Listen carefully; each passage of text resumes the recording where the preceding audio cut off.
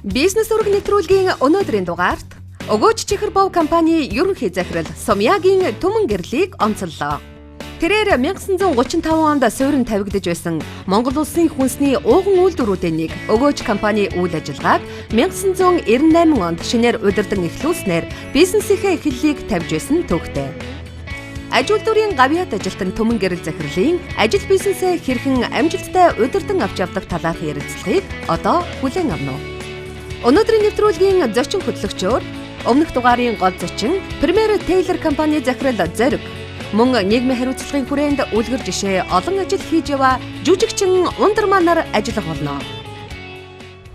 Өнөөдрийн бизнес ураг нэвтрүүлгийн гол зочин бол Өгөөч чихэр бов компани ерөнхий захирал Түмэн гэрэл захирал байгаа. За бидний урилгыг хүлээж авч ярилцах болсон танд баярлалаа. Танд хамгийн сайхан өглөөний мэндийг хүргэе. Баярлалаа.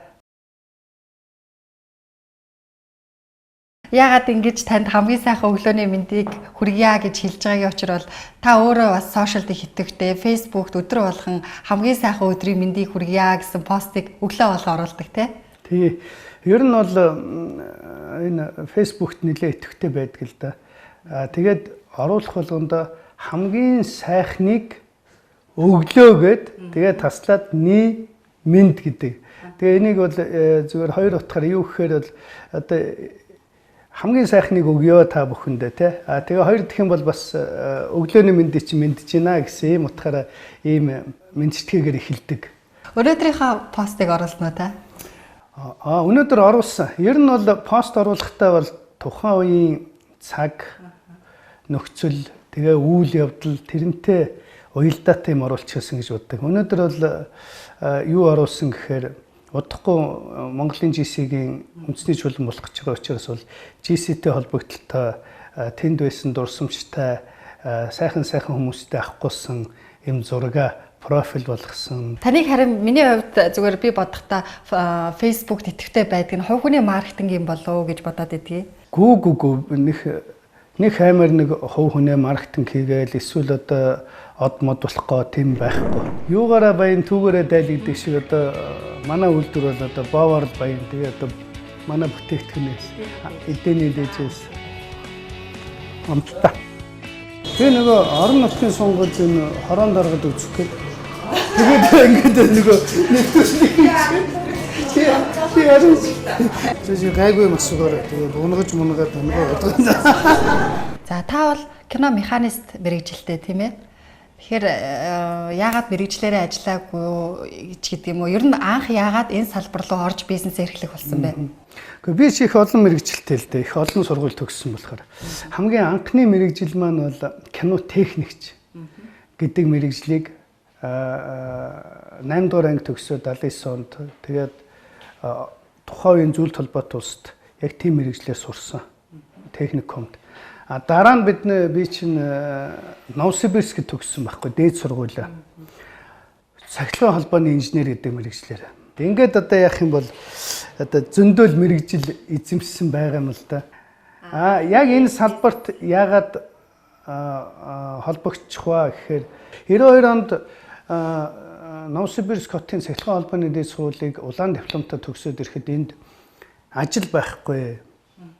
Юун чамайг төгсчирсэн чамайг байтхаа урд ажиллаж байгаа мундаг инженерүүдээ яа гэж бодож байна. Тэгэхээр чи зүгээр ингээд өөрийнхөө амьдралыг бод. Уг нь бол манай салбарт ажиллаж явах ёстой хүн байсан юм байна шүү дээ. Уг нь бол одоо телевизийн инженер л байх ёстой, цахилгаан холбооны инженер л байх ёстой байсан байхгүй. Тэгээ сургууль төгсч ирээд нэгэнт хийх юм байхгүй юм чи одоо юу бодох юм нөгөө сурснараа хэдэн арьс эндээс олж аваад ноорууга буцаал явсан. Богоноос буухгүй 2-3 сар хүртэл явж исэн. Нөгөө гахаа гэж ярьдаг шүү дээ. Гахаагаа аваад нөгөө уг нь унтаж явах хэвээр купе биш шүү дээ. Тэрэндээ битүүж ихээл хаалгаа түгжээл хаалгаа хаагаал түгжээл тэгэл нэг юм нарийнхан коридор байдаг шүү дээ. Тэнд ингээл бүгд зулаал унтдаг байсан. Дээгүүр тэр хүн явж гин үү, гიშгж гин үү тэр огт хамаагүй зүгээр. Тэгэж анхныхаа капиталыг хийжсэн.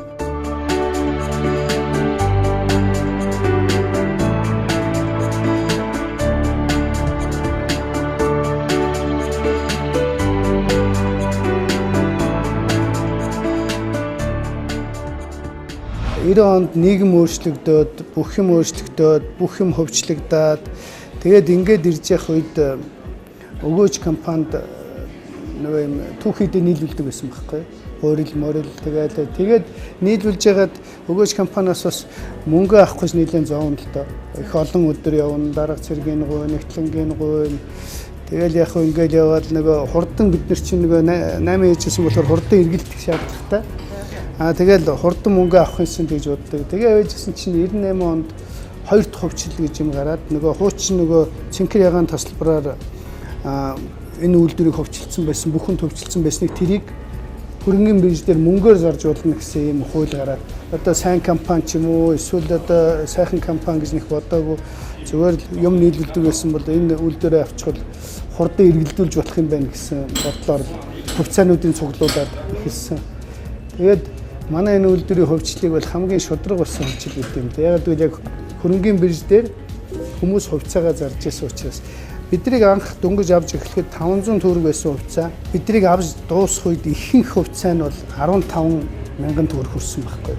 Тэгжээж ийм өрсөлдөөн дундаас энэ үйлдвэрийг бид нар авч яасан юм аа. Тэр тухайн цаг үед бизнес эрхлүүл бүгд л амжилттай явж болох байсан. Тухайн цаг үе өөрөө тийм нэг бизнесийг амжилттай болгох үйс нөхцөл байдал бүрдсэн байдаг гэж ойлгоод байдаг зарим хүмүүс. Тэгэхээр яг ямар бэрхшээл саадыг тулгарч өнөөдрийн бас өгөөж гэдэг өгөөж чихэр бов гэдэг компанийг бас өнөөдрийн хүртэл авч явж байгаа вэ? Харин тийм хүмүүс тэгж ойлгоод идэв. Танаа үед байсан бол одоо та нарын үе алтан үе, 8-ны алтан үе читэр гэл те. Тийм бол байхгүй гэж ойлгодгоо. Бизнес хийгээд юм төрийгөл тэр цаг хугацаа бол асуудал биш. Одоо жишээ нь одоо хамгийн сүүлд гарч ирсэн Билл Гейтс гэтэл одоо дэлхийн бүх баячуудыг хайцсан л байсан. Тэгэхээр бүгдд нь боломж бол байна. 90 онд ч гэсэн бүгд л ижлэхэн гараанаас ижлэхэн боломж л байсан шүү дээ. Бүгд л ижлэхэн л ихэлсэн. Бүгд л хов хоосон л байсан. Нэг гараанаас эхэлсэн. Тэгээ хин хөдөлмөрлсөн, хин зүтгэсэн, хин тэр зөв тооцсон. Тэр мөрнөөс хамаарал үдий бас нэг ингээд болцсон болоогүй гэж яригдаад байгаа тэр байхгүй. Хамгийн сүүлд ямар шинэ технологи нэвтрүүлсэн бэ? За ер нь бол сүүлийн хэдэн жил бол маш эрчимтэй өөрчлөгдсөн шүү манай үйлдвэр.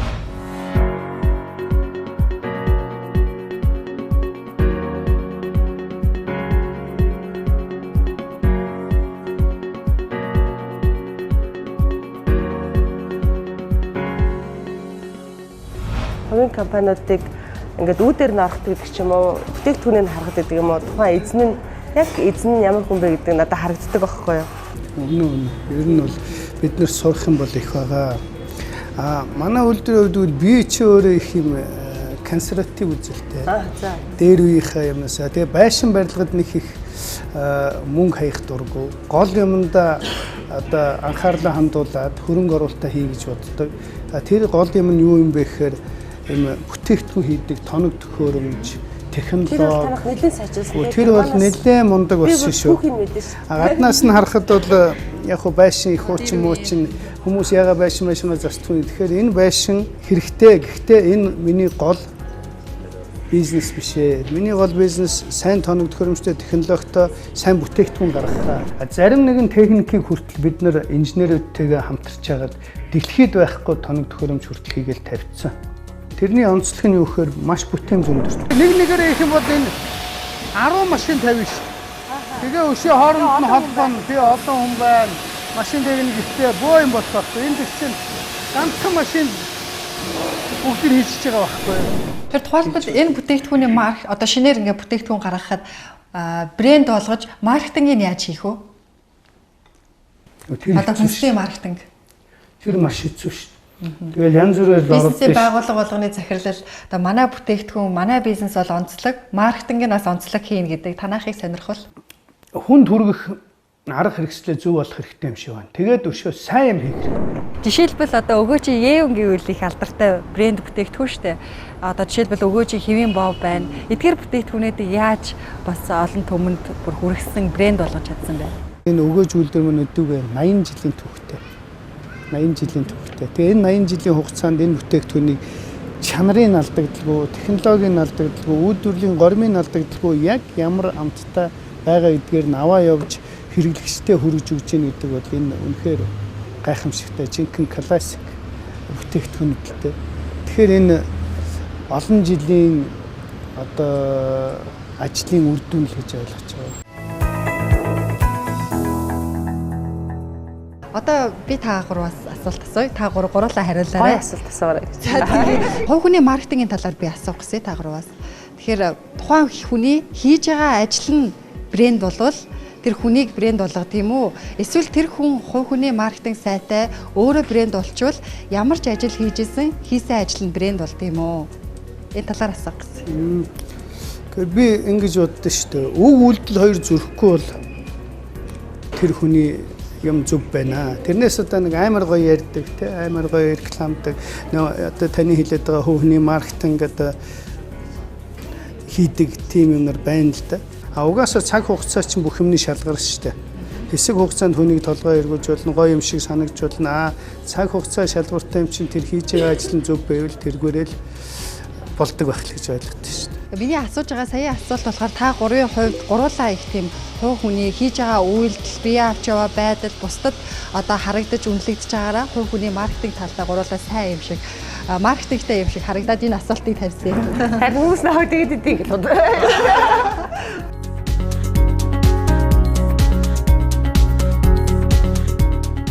Хараад ахад бид нар чинь цөөхүүлэх нэ. Тэр болгон дээр яг хүмүүсийн толгойг эргүүлээл зөвхөн өөрийгөө гайхуулаад маркетинг хийгээл инглээгээд биднэрт бол нэг ач тус их багтай. Киноны хувьд дээр шатдаг юм л ярьж шүү. Би аль болох давтахыг боддгоо. Бусдын уран бүтээлтэй ижлэхэн бүтээл. Яагаад гэвэл бас л нөгөө цөөхөлхний юм чинь нэг хүмүүс чинь хоёр дахь үзэх чинь ахаад адилхан юм гараа тий. Ингээд байхаар сонирхолгүй хүмүүст тийм болохоор аль болох хийж байгаагүй гэж нөгөө Монголд анх удаа ганц удаа гэдэг утгаараа биш. Зүгээр хүмүүсийн одоо үзээгүй юм давтахгүй шиг үзүүлчих юмсаа гэж их боддог. За заригч яг мэрэгжлийн маркетингийн мэрэгжилтэй шүү дээ тийм ээ.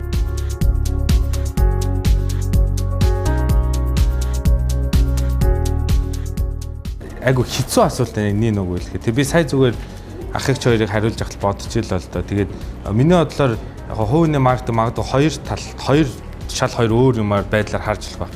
Нэг нь яг тухайн хувь хүн хэн бэ гэдэг нь өөр ингэсэн брэнд нь байж магадгүй те. Жишээлбэл одоо Стив Джобс гэдэг юм уу одоо юу гэдэг те. Яг тухайн хүн хэн бэ гэдэг нь улаан цаа яг тэр хүнийг дотор хувь хүн гарч ирдэ штэ. А гэтэл зохиомлоор хүний брендингийг бас хийдэг. Одоо Америкт бол улс төрчид бол бүгд зохиомлоор брендинг хийдэг. Тэр хүн хэн бэ гэдгийг зохиомлоор ард түмэнд юу таалагдж ийн гэдгийг тэр хүн дээр хувцлалтан дээр, хэлэх үгэн дээр нь, үс засалтан дээр нь одоо дуучид байна те бас гадаадын дуучдууд бол яг зохиомлоор үндсэндээ мэрэгжлийн одоо маркетерууд, мэрэгжлийн PR-чид, мэрэгжлийн одоо нөгөө стилистүүд ажиллаж ингэж хувийн одоо брендинг гаргадаг. Тэгэхээр энэ асуулт өөрөө нэг юм хоёр өнцгтэй баг. Тэгэхээр мэдээж одоо хувь хүн яг өөрөө масс таалагдчихвэл тэр бол яг зөв брендинг болов гэж бодож байна. Тэгэл ер нь одоо ингэж харуулах нэг попууд гэж яриад байна шүү дээ тий. Би бол яг тэрийг харчвал тэгэл дараа нь за нэг иймэрхүү байт юм. Гэхдээ би тэднийг буруутгахдаггүй.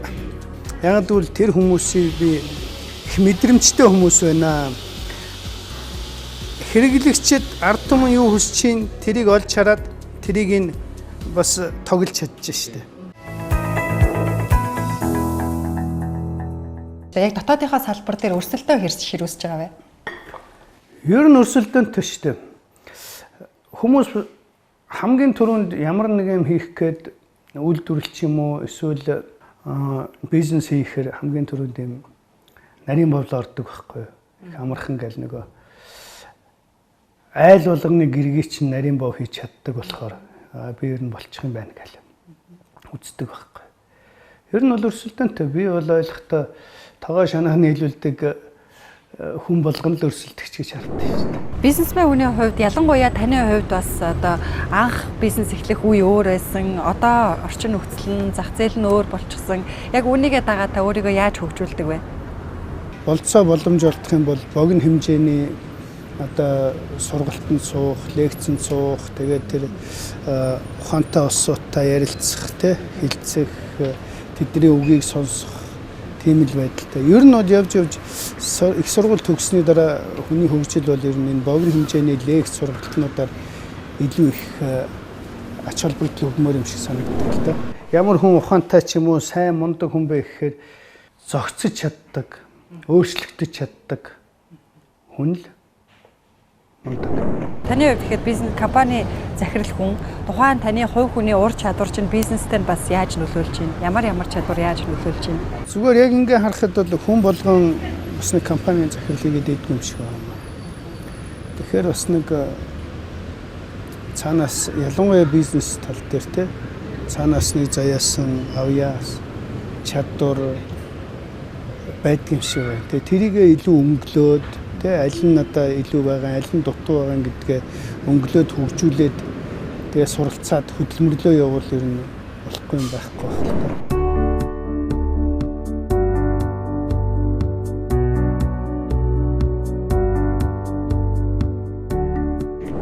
Одоо харин түмэн гэрэл гэж хувь хүн рүүтэй надаа илүү ярилцъя.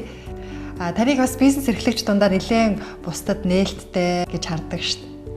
Гэхдээ одоо ганцхан бизнес эрхлэгч дундаа биш юм л да. Зүгээр л миний байгаа байдал нийгэмд явж байгаа байдал нээлттэй л дээ. Тэрнээс одоо зөвхөн бизнесийн нөхцөлтэй л хилэн далангүй ярьчихад улс төрчтэй тагдуугаа байдаг ч юм уу.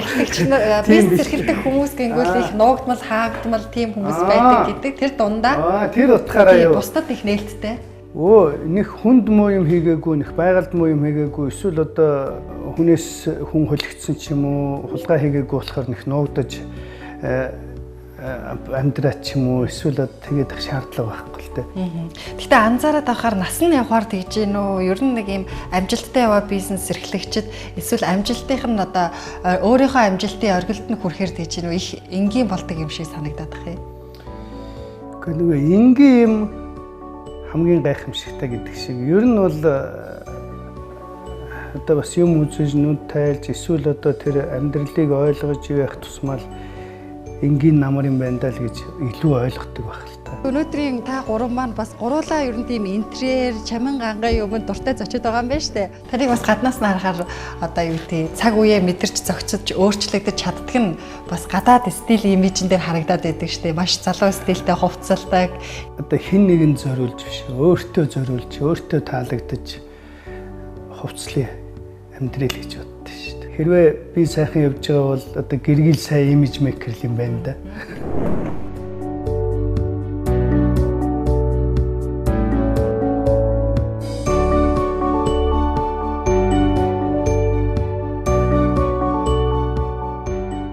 За дараагийн асуулт. Би бас. За яг нөө сүүлийн жилүүдэд ингээ анзаараад байхаар миний үеийн залуучуудыг бизнес рүү их эрчимтэй орж байгаа шиг байгаа. Ямар нэгэн байдлаар компаниудтай харилцаа дандаа өдөрт галбан тушаалтангууд нь залуучууд. Тэгээ бидний хувьд болохоор одооны яг энэ тулгарч байгаа энэ эдийн засгийн одоо хүндрэлтэй байдал хамгийн анхны одоо хүнд үедээ тулгарч байгаа. Таны хувьд бол олон жил хүнд үед жишээ бизнес хийжсэн, гоё үед бизнес хийжсэн. Тэгэхээр яг иймэрхүү эдийн засгийн хүндрэлтэй үед бид нар бизнесээ одоо яаж авч явбал сайн зөв байд юм бол гэж зөвлөгөө авах гэсэн. Тэр 2 цаг үеийн бизнесийн төлөөлөл шүү дээ тий. За асуулт бол сайхан асуулт байна. Үнэхээр социалист нийгмээс юм зах зээлийн нийгэмд шилжсэн гэсэн энэ том шилжилтийн үе таарсан л да бидний амьдралын энэ явцад нэг талаас азтай, нөгөө талаас одоо азгүй. Гэхдээ хоёр нийгмийг харьцуулж үзэж болох тэр юмыг бол бий болгосон. Үнэхээр яг дөнгөж зах зээлийн нийгэм рүү шилжиж яхад энд бизнесийн орчин чинь мэдгүй хямралж хийж мэдгүй юу гэдгийг мэдгүй байсан л да. Хамгийн хүнд үе бол давтсан гэж ойлгоод байгаа юм. Одоо 90 оны 90-ээс 94-5 оны үед бол Монгол улс үнэхээр хямарсан. 8 хийдэг улсуудын чинь ад шоу үздэг, барьдаг, хордог тийм ийм байсан байхгүй юу. Одоо бид нар чинь ингээл нэг 8 хийгээл ашиг олохыг бол окей, энэ бол зөв юм байна гэж ойлгодог. Ийм зах зээлийн нийгэмд бол хямрал гэж бол үргэлж байна. Энэ чинь нэг шинжлэлтэг процесс байхгүй юу. Одоо хэн зөв авч явж гин, хэн буруу авч явж гин, хэн зөв тооцож гин гэдэг үднээсээ. Тэгэхээр энэ хямралыг давах энэ арга зам маань тийм бэлэн жор гэж бол байхгүй. Тухайн нөхцөл байдалтайгаа зохицоод тэгээ юмд хандлагаа өөрчлөөд тэгээ явах хэрэгтэй юм шиг санагддаг байхгүй юу. Яг бол цаг үе болгон өөр өөрийн онцлогтой, өөр өөрийн ийм давлгаатай болохоор тэр давлгааг яаж гарах уу гэдгийг та нар л өөрсдийнх нь ухаан мэднэ, хүсэл тэмүүлчин мэднэ, тэ. Ер нь хүн унжээж, босчээж юмд хүрдэг юм байлээ. Би боддоо шүү дээ. Яг одоо ингээл өөрийнхөө байгаа мэрэгчлэрээ гэдэг юм уу эсвэл өөрийнхөө хийж байгаа ажлаараа амжилттай явах хүмүүсийг энэ хүн эмч байсан бол ч гэсэн ингэж л амжилттай явах байсан баг гэж би дандаа боддоо ш. Хичээл зүтгэл. Тий, багш байсан ч амжилттай л явах гэсэн. Магадгүй нэг хувийн аягүй мундаг сургууль нээсэн те. Юу гэхээр ерөөсөл нөгөө хүний юмд хандж байгаа хандлага, сэтгэл эднэр л аягүй зөв байхад юу ч хийж чаддаг. Би ч нэг учиргүй бизнес хийгээл ингэж байдгүй л дээ. Миний одоо асуулт тэгэхээр яг хүн нэг мэддэг чаддаг юм бол их ойр өгдөг шүү дээ тий. Тэгэхээр нийгмийн хариуцлага гэдэг бол мэдээж янз бүрээр л хүмүүс хариуцлагатай авах хэрэгтэй тий. Таны хувьд Ихэнх хүмүүс нийгмийн хариуцлагыг ялангуяа компаниг юу гэж ойлгоод байдаг вэхээр л үнгүй байх юм тараагаал те хүмүүст одоо ингээл өсөж байгаа улсуудад ядуу хүмүүст ингээл үнгүй юм өгж байгааг аягүй их нийгмийн хариуцлагатай байж гин гэж ойлгоод байдаг байхгүй. Тэрийг арай өөрөөр бодоход хамгийн түрүүнд нийгмийн хариуцлагаар хувь хүнээс эхэлнэ гэж бодож байгаа байхгүй. Хүн хариуцлагатай байгаад одоо шинэ ундрмаа шиг ингээд нийгмийн хариуцлагыг санаачлаг гаргаад ингээд одоо олон хүнд хэрэгтэй ийм зүйлийг хийгээд байгааг ганц хүн биш хэсэг хүн биш идээд байгаа дуусах биш тэр хүмүүс хэрэглээд энийг яадаг шиг те. Хоёр дэх юм бол компанийн хувьд хамгийн түрүүнд нийгмийн хариуцлага маань юу гэхээр татвараа зөв төлчихөө те. Улсдаа энээс эхлэх ёстой гэж ойлгоод байгаа байхгүй. Тэгэхээр эндээсээ эхлэе. Хоёр тэгээд үнэхээр болцоо үдэн бас сэтгэлээсээ тэгээд тэр хамгийн түрүүнд нийгэмд өөрийгөө авч явъя ч гэсэн бас болцоо боломжгүй улсууд байж та хөгжлийн бэрхшээлтэй гээд тэр хүмүүст бас тэр идэж уухаас илүү тэр нийгэмд харьцах тэр нөхцөлийг бүрдүүлж өгөх төлөө яваач гэж л юм боддөө штэ. Бурхан хүртэл даахгүй болсон юм зарим нь дийлэхгүй нэгдэг шиг. Тэгэхгүй хүн болгонд ингээл та энд оролцоод хандуу гэж тэр харин айгүй хэцүү байдаг тий. Гэр бүлэрээ бүсэж хангалж байгаа л тэгэл би чинь бас ингээл чадлага ярил юм хийдэг те. Тэгээд найз нөхдөсөө бас аавна. Нийгмийн хариуцлагатай компаниуд туслана. Тэгэхээр хажуугаар нь дэгдэг байхгүй миний фэйсбүүкээр өглөө болгон бас жирэхэд надад нэг юм 30-аас 50 юм цахиа ирсэн. Тэгээ эхлээд би уншаад ингээд стресстэй байгаагаа өөрөө мэдэхгүй. Тэгэл ингээл нэг л сонирн байгаад чинь маа нөхөр чи над фэйсбүүк дээр ирж байгаа цахиагаа орой уншчихъя гэв. Тэгээд нөгөө хариу хэлэхгүй байж болохгүй. Хариу хэлэхгүй болохоор нөгөөдөг чинь гордоод яг бүтнэ гэж бодоод ингээд хөөцөлдөхгүй бас нэг хүүхдээ амь настай хэцүү. Тэгэл би өөрөө боломжгүйгээл амар нэг юм бичдэг байхгүй. Би бас өөрөө бас тэгэхээр чинь харааж өрөөгөөл тэгээд яахаараа гэдэм үү. Тэнийг харин бинийх гоё ойлгуулж хэлхээсэн гэж бодоод яваад тэгээд Чөлөө цаг амралтын өдрүүдээрээ юу хийж өнгөрүүлж байна? Ямар хоббитэй вэ та? Гэхдээ нэг бүр ингээд нэг амар хобби бол байхгүй. Нэг юмд ингээд үхэн хатан одоо хоббидал зүтгээч юм уу эсвэл тийм биш. Ер нь зөв юмыг нэг сонирхчихсан, мэдэрчихсэн энэ яадсан бол энэ болдсон болов гэж сонирхдаг юмнууд бол байна. Одоо уулан далахч байна. Одоо тэгээ бас тест тоглодог үзэж байна.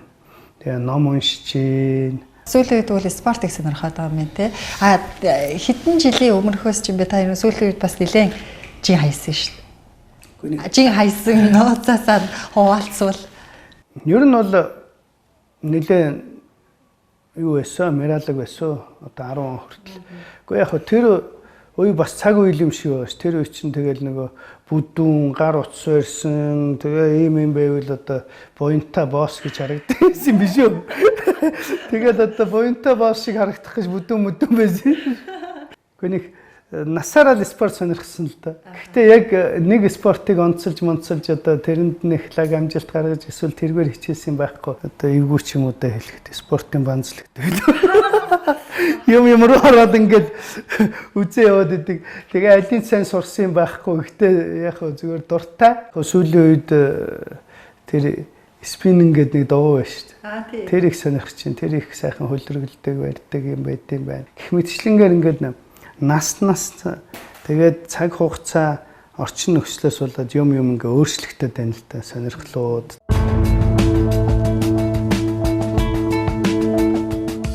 За яг тийм тодорхой тогтсон цаг алга одоо тэгээ бас нас яваад их эрт тусдаг болчиход байна л та. Нэг голдуу нэг 7 өнгөрөөгөл босчоод байна. Орой ер нь болж игэл одоо яагаад ч юм мэдэхгүй нэг 12-оос өмнө унтчихсан л гэсэн бодолтой байдаг. За ихэл ном эхэлсэндээ одоо тэгээд зэрэг 4-5 ном эхэлсэн чинь унш дуустдгүй. Уншиж байгаа номноос их юм бол капитализм биднийг аварна гэж байж гин тэ Марксийн капитал байж байна. Өөр чин нөгөө агуу удирдагчийн замнал гэд байж байна. Ухаархуу гэд байж байна. Эхлээд толгойд тэгээд дараа нь цаасан дээр тэгээ хүмүүстэйгээ зөв баг бүрдүүлэх. Тэгээ хүмүүст зөв ажлаа зөв хуваарлах. Хамгийн сүүлийн хамгийн сайн сургалт гэх юм бол GC-гийн академид Харвардын 4 Этэй профессорын сургалт. Ууланд явж, саунд сууж, сэтгэлээ амгалан байлгах тийм чадварыг л хөгжүүлэе гэж бодож байна. Шүхрээр бох.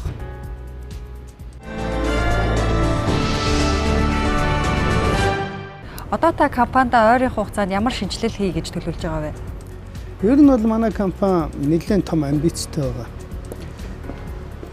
Яг ийм шин өгөөж хоёр гэсэн үйлдвэрийг бүр шинээр босгох гэсэн юм бодол хүсэл мөрөөдөлтэй байна л да. Яг орчин үеийн юм байшин барилгатай, юутай, тэгээ техник технологитой.